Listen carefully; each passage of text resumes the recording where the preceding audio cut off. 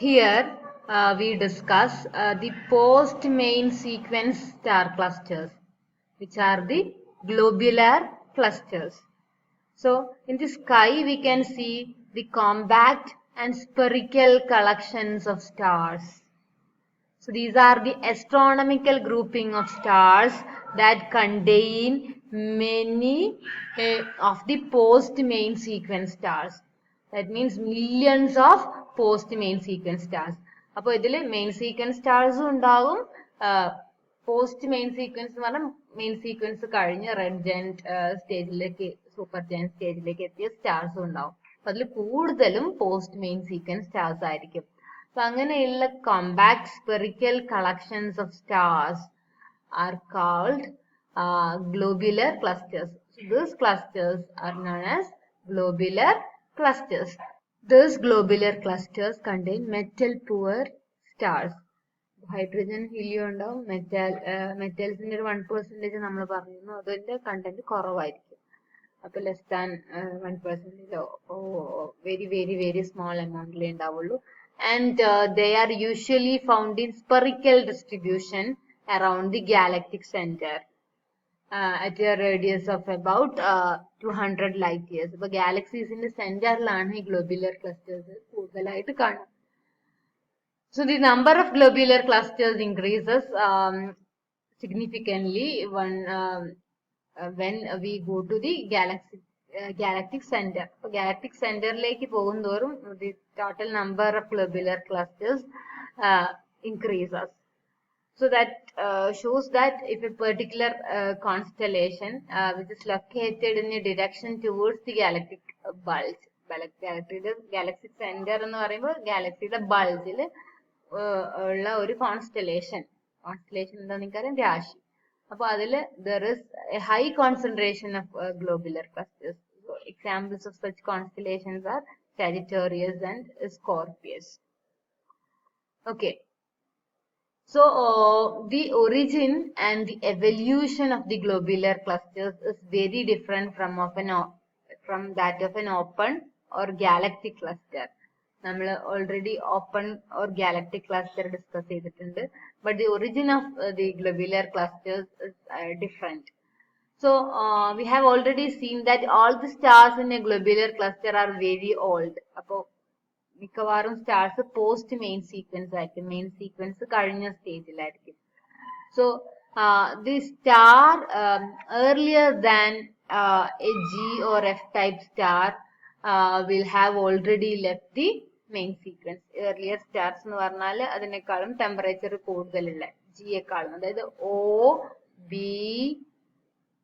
A എന്നുള്ള ആ stars എല്ലാം ഹൈ ടെമ്പറേച്ചർ വരുന്ന OBA എല്ലാം ഓൾറെഡി മെയിൻ സീക്വൻസ് ലെഫ്റ്റ് ചെയ്തിട്ടുണ്ടാവും. And this OBA stars are moving towards the red giant stage of its life. അപ്പോൾ GF അതുപോലെ തന്നെ അതിനേക്കാളും താഴെ ടെമ്പറേച്ചർ ഉള്ള എല്ലാം മെയിൻ സീക്വൻസിൽ ഉണ്ടാവും, ബാക്കിയെല്ലാം മെയിൻ സീക്വൻസ് ലെഫ്റ്റ് ചെയ്തിട്ടുണ്ടാവും. And the new star formation no longer take place within any globular cluster of our galaxy. അപ്പൊ നമ്മുടെ മിൽക്കി വേ ഗാലക്സിയിൽ ഉള്ള ഗ്ലോബുലർ ക്ലസ്റ്റേഴ്സിലൊന്നും ന്യൂ സ്റ്റാർ ഫോർമേഷൻ നടക്കുന്നില്ല, so according to the studies. And the globular clusters are the oldest structures of our Milky Way galaxy. And the youngest of the globular cluster is older than the oldest open cluster. Oldest open cluster നെക്കാളും age കൂടുതലാണ് youngest globular clusters. All the globular clusters are having greater age compared to the open or galactic clusters. Okay. So we have already seen that the globular clusters are old because they contain no high mass main sequence stars. കാരണം എല്ലാ high mass സ്റ്റാർസും main sequence left ചെയ്തിട്ടുണ്ടാവും. And this can be shown on a special kind of HR diagram called colour magnitude diagram. അപ്പൊ globular ക്ലസ്റ്റേഴ്സിന് നമ്മൾ ഒരു special type of HR diagram ആണ് വരയ്ക്കുന്നത്. It is called colour magnitude diagram. അപ്പൊ നമ്മൾ ഇതുവരെ സ്റ്റെല്ലാർ ടൈപ്പും അതുപോലെ ലുമിനോസിറ്റിയും ആണ് HR ഡയഗ്രത്തിൽ പ്ലോട്ട് ചെയ്തത്. അപ്പൊ ഇതിന് പകരം കളറും മാഗ്നിറ്റ്യൂഡും ആണ് ഇവിടെ പ്ലോട്ട് ചെയ്യുന്നത്. So on the color magnitude diagram, the apparent brightness is plotted against the color ratio for many of the stars in the cluster.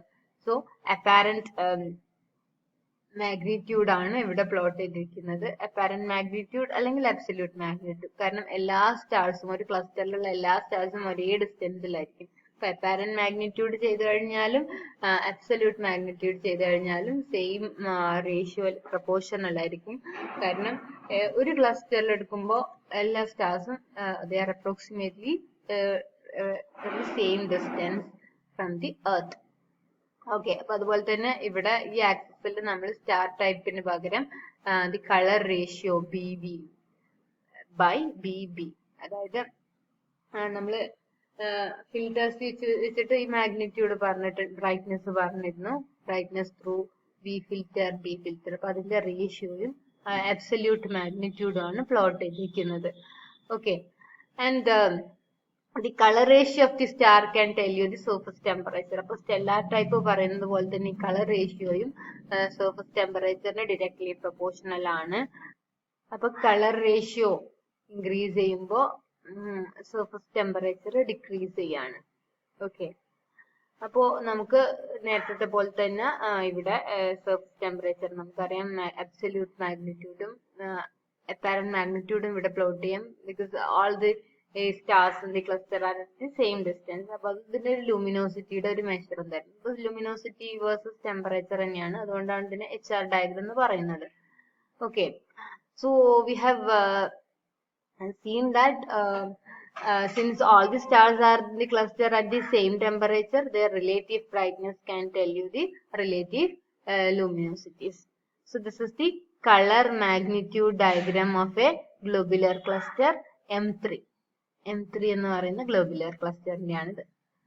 Okay, so the color magnitude diagram, we can see that something strange is there.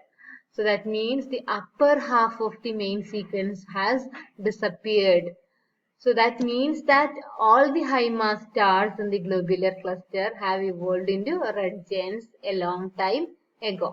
But ഇവിടെ ഈ upper part of the main sequence is disappeared in the color magnitude diagram. So that means that those stars are already left into the red giant stage of their life a long time ago. So what remains are the low mass main sequence stars that are very slowly turning into red giants. അപ്പോൾ high mass stars already left ചെയ്തിട്ടുണ്ട്. Low mass stars main സീക്വൻസിൽ തന്നെയാണ്. Because law mass stars കൂടുതൽ സമയം main സീക്വൻസിൽ ഉണ്ടാവും നമ്മൾ already കണ്ടിട്ടുണ്ട്. So low mass stars മാത്രമേ മെയിൻ സീക്വൻസിൽ ഉണ്ടാവൂ. So they are slowly turning into red giants. ഇപ്പൊ ടൈം ഇനിയും പാസ് ചെയ്യുമ്പോൾ അതും റെഡ് ജയൻസ് സ്റ്റേജിലെത്തും. So there is a grouping of stars that lie on the horizontal band towards the center left of this diagram.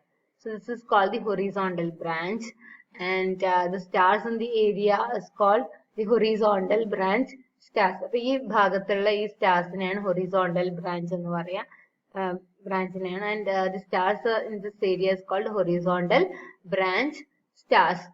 And the stars are low mass post helium flash stars of about 50 times the luminosity of the sun. അപ്പൊ ഇത് already post helium flash stars ആണ്. അപ്പൊ helium flash കഴിഞ്ഞിട്ട് helium burning start ചെയ്തിട്ടുണ്ട്. കോറിൽ helium burning ആണ്. അതുപോലെ തന്നെ അതിന്റെ ഷെല്ലിൽ ഹൈഡ്രജൻ ബേണിംഗ് ഉണ്ടാകും. ഓക്കെ, അതിന് ഹൈ ലുമിനോസിറ്റി ഉണ്ട്.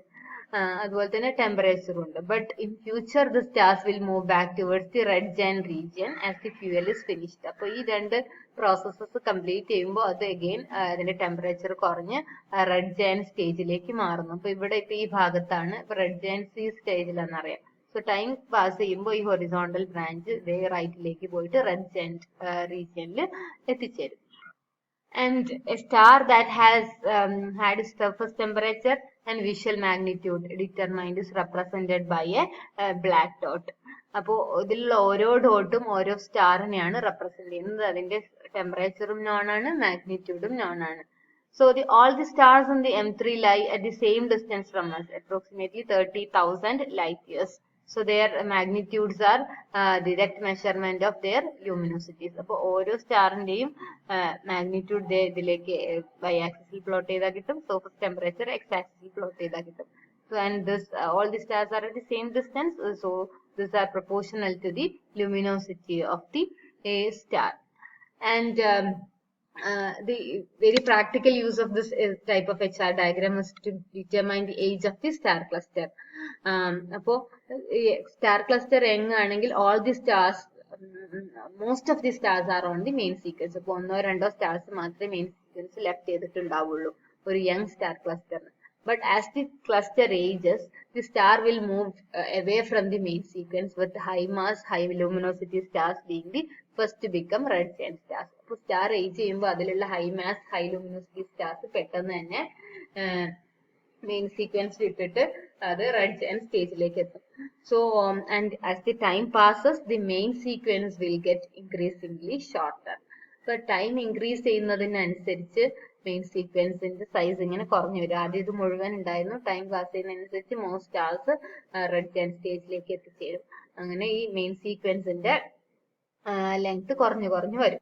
And the top of the main sequence, which remains after the specified time, can be used to determine the cluster's age, and it is called the turn off point. അപ്പോൾ ഈ particular cluster M3യുടെ കേസിൽ turn off point ഇവിടെയാണ് main sequence end ചെയ്യുക. അപ്പോൾ ഒരു younger cluster ആകുമ്പോൾ turn off point ഒരു high വാല്യൂലായിരിക്കും.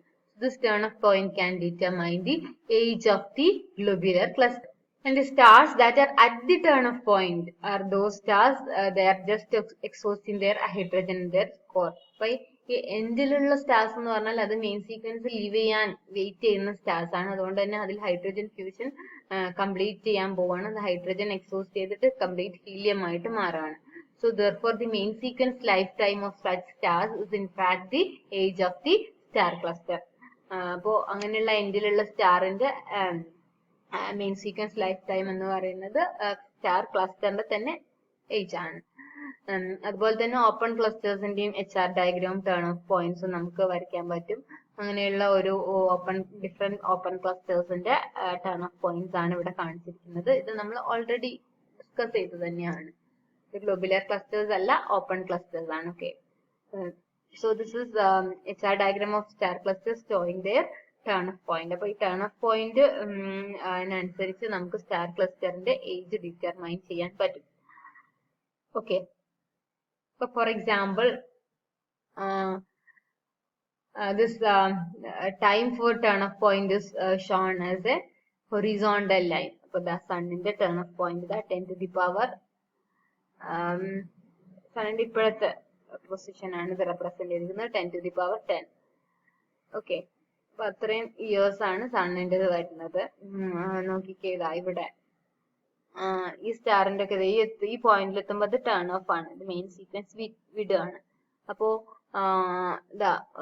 M41 എന്ന് പറഞ്ഞ സ്റ്റാർ ക്ലസ്റ്റർ നോക്കുവാണെങ്കിൽ അത് 10 to the power 8 ഇയേഴ്സിന് മെയിൻ സീക്വൻസ് വിട്ടിട്ട് റെഡ് ജയന്റ് സ്റ്റേജിലേക്ക് പോവാണ്. ഓക്കെ, അപ്പൊ turn off point 10 to the power 8 years ആണ്. അപ്പൊ ഇയേഴ്സിലാണ് ഇത് റെപ്രസെന്റ് ചെയ്തിരിക്കുന്നത്. അപ്പോ ഈ തന്നെ ആയിരിക്കും ഈ ക്ലസ്റ്ററിന്റെ ഏജും. So the age of the cluster is also 10 to the power 8. So that is the cluster M41 has a turn of point near 10 to the power 8 years point. So the cluster is about 10 to the power 8 years old. അപ്പോൾ അങ്ങനെ നമുക്ക് ഒരു star ക്ലസ്റ്ററിന്റെ turn off point അതിന് corresponding ആയിട്ടുള്ള age point കണ്ടു കഴിഞ്ഞാൽ അതിന്റെ age പറയാം, സ്റ്റാർ ക്ലസ്റ്ററിന്റെ ഏജ് പറയാൻ പറ്റും. അപ്പോ ചില ക്ലസ്റ്റേഴ്സ് യങ് ക്ലസ്റ്റേഴ്സ് എല്ലാം അതിന്റെ ടേൺ ഓഫ് പോയിന്റ് മുകളിലായിരിക്കും. അപ്പോ അതുകൊണ്ട് തന്നെ കാരണം മിക്കവാറും സ്റ്റാർസും മെയിൻ സീക്വൻസിലായിരിക്കും. അപ്പൊ അതുകൊണ്ട് തന്നെ അത് മുകളിലായിരിക്കും, ഏജ് കുറവായിരിക്കും. പക്ഷെ ഓൾഡർ സ്റ്റാർസിന് ടേൺ ഓഫ് പോയിന്റ് താഴെയായിരിക്കും. കാരണം മിക്കവാറും സ്റ്റാർസ് മെയിൻ സീക്വൻസ് ലെഫ്റ്റ് ചെയ്തിട്ടുണ്ടാവും. അപ്പൊ ടേൺ ഓഫ് പോയിന്റ് താഴെ എന്ന് പറയുമ്പോൾ അതിന് കറസ്പോണ്ടിങ് ആയിട്ടുള്ള ഇയർ പോയിന്റ് ഹൈ ആയിരിക്കും. അപ്പൊ കൂടുതൽ ഏജ് അതിന് വരും. ഇപ്പൊ ഏകദേശം 150 ഗ്ലോബുലർ ക്ലസ്റ്റേഴ്സ് കണ്ടുപിടിച്ചിട്ടുണ്ട്. അപ്പൊ അതിന്റെ സൈസ് വേരി ചെയ്യുന്ന 60 to 150 ലൈറ്റ് ഇയേഴ്സ് ആണ്. And they are at very vast distance from the sun. So the nearest globular cluster, അതായത് കാൽഡ്വെൽ എന്ന് പറയുന്നത് 6000 ലൈറ്റ് ഇയേഴ്സ്. ഹെവിയാണ്. അതുകൊണ്ട് തന്നെ ലാർജ് അപ്പർച്ചർ ടെലസ്കോപ്പിലൂടെ മാത്രമേ നമുക്ക് ഈ ഗ്ലോബുലർ ക്ലസ്റ്റേഴ്സിനെ കാണാൻ പറ്റൂ. അതുപോലെ തന്നെ ഇതിന് ഒരു ക്ലാസിഫിക്കേഷൻ സിസ്റ്റം ഉണ്ട്. ഷൈപ്ലി സ്ഫിയർ കോൺസെൻട്രേഷൻ ക്ലാസ് എന്ന് പറയും. Class 1 globular clusters most dense ആയിരിക്കും. ക്ലാസ് 12 എന്ന് പറഞ്ഞാൽ ലീസ്റ്റ് ഡെൻസും ആയിരിക്കും. ഓക്കെ.